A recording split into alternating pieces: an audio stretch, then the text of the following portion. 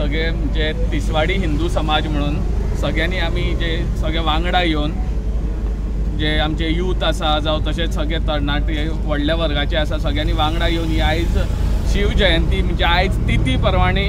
छत्रपती शिवाजी महाराजांचो आयज शिव जयंती आसा त्या खातीर आयज आमी ही रथ यात्रा काडलेली आसा. सो ही रथ यात्रा कशी आयज हांगासून रायबंद्रासून चालू जातली ती